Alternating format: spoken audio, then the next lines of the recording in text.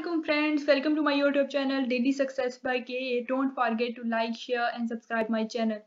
आज का हमारा लास्ट टॉपिक है कॉन्स्टिट्यूशन ऑफ मलेशिया के हवाले से। हमारा कॉन्स्टिट्यूशन ऑफ चाइना भी कवर हो गया है, कॉन्स्टिट्यूशन ऑफ टर्की भी कवर हो गया है, कॉन्स्टिट्यूशन ऑफ मलेशिया भी कवर हो गया है। अब हम कॉन्स्टिट्यूशन ऑफ स्विट्जरलैंड जो है वो इंशाल्लाह नेक्स्ट लेक्चर से शुरू करेंगे। अभी का हमारा लेक्चर जो है वो कॉन्स्टिट्यूशन ऑफ मलेशिया का आखिरी टॉपिक है। मैं आपको बता देती हूँ, ये देखें हर कॉन्स्टिट्यूशन के इंपॉर्टेंट टॉपिक्स मैंने पहले ही निकाल के रखे हैं ताकि आपके लिए आसानी हो, ठीक है। और ये लेक्चर सीरीज बनाई हुई है, ठीक है।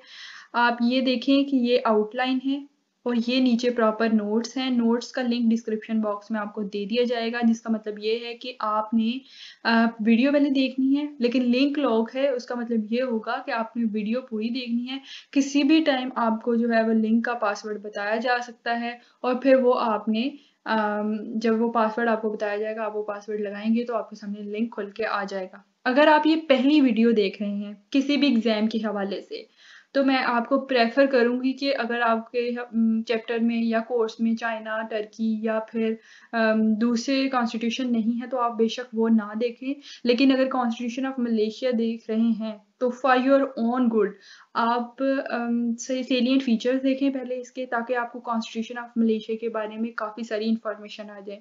फिर उसके बाद सबसे important cheese Malaysian conference of ruler वाली वीडियो ज़रूर देखें, ठीक है। वो भी इसी तरह आपको प्रॉपर आउटलाइन के साथ और प्रॉपर नोट्स के साथ अवेलेबल है। आप मेरे चैनल पे जाके देख लें, प्लेलिस्ट भी बनी हुई है, ठीक है। फिर उसके बाद आप ये सिटीजनशिप वाला देखें, ये बहुत ही ज़्यादा इम्पोर्टेंट लेक्चर है, आप इसको देखें। बहुत इजी है, बहुत ही ज़्यादा इजी है, ठीक है। बस कॉन्सेप्ट क्लियर होनी चाहिए, बाकी सारे टॉपिक इजी हैं, ये आपने देखनी है। जब आपके सारे कॉन्सेप्ट क्लियर हो जाएं फिर एंड पे आके आप ये power of public service in constitution of Malaysia देखें, या फिर आप ये देख लें, उसके बाद वो वीडियोज़ जो हैं वो ज़रूर देखें ताकि आपका फ़ायदा हो, आपको थोड़े कॉन्सेप्ट क्लियर हों। अच्छा, अभी हम वीडियो स्टार्ट करते हैं। Power of public service in constitution of Malaysia. इसमें क्या है, आउटलाइन है, ठीक है। आउटलाइन मैं आपको दिखा रही हूँ। इंट्रोडक्शन है सबसे पहले, एक्सप्लेनेशन हम देखेंगे कि पब्लिक सर्विस जो है वो उनकी पावर्स क्या हैं कॉन्स्टिट्यूशन ऑफ मलेशिया में, ठीक है। पावर्स क्या हैं, सबसे पहले हम इनकी पावर्स देखेंगे कॉन्स्टिट्यूशन ऑफ मलेशिया के अंदर। फिर उसके बाद इनकी अपॉइंटमेंट किस तरह से की जाती है, क्या क्राइटेरिया है। फिर उसके बाद पब्लिक सर्विस मैनेजमेंट किस तरह से होती है, रेगुलेशन क्या है। और फिर हम देखेंगे कि पब्लिक सर्विस इंटीग्रिटी की क्या इंपॉर्टेंस है, ठीक है। और फिर एंड पर हम इसका कंक्लूजन देख लेंगे। बहुत छोटी वीडियो होगी इंशाल्लाह, मैं जल्दी जल्दी चीज़ें क्लियर कर देती हूँ ताकि वीडियो ज़्यादा लंबी ना हो और आप बोर ना हो, ठीक है। और ये देखें, अब मैं सारी ये बोल नहीं रही हूँ, आपने नोट्स डाउनलोड करके बाद में पढ़ लेना है, मैं सिर्फ समझा रही हूँ। Appointment of the public officer.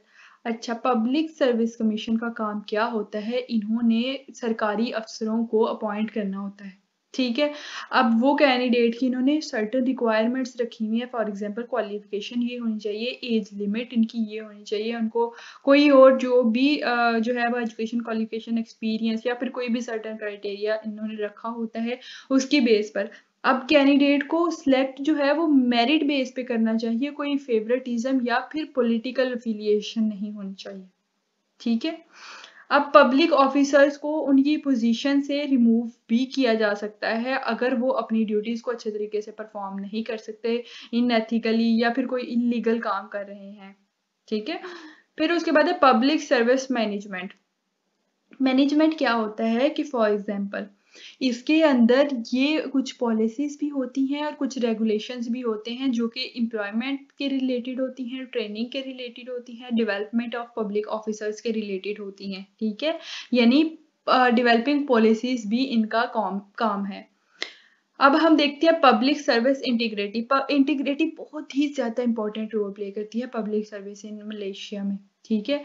सरकारी अफसरों को हर काम जो है वो ऑनेस्टी के साथ करना चाहिए, जितना हो सके ट्रांसपेरेंसी रखनी चाहिए और अपने आप को करप्शन से दूर रखना चाहिए, ठीक है। जितना हो सके ये उनका फ़र्ज़ है कि वो खुद को जो है वो करप्शन से दूर रखें और किसी भी इलीगल एक्टिविटी के अंदर ना आएँ और जितनी इंटीग्रिटी को कायम रखें उतना ही उनके लिए बेहतर है। कंक्लूजन देख लेते हैं। Overall the power of public service in the constitution of Malaysia aim to ensure that public officers जो हैं वो क्वालिफाइड हूँ, कम्पिटेंट हूँ, इंटीग्रिटी के साथ काम करते हूँ, regulation measures are in place to promote good governance and accountability in the public service which ultimately benefit the people of Malaysia. ये आपका कंक्लूजन था।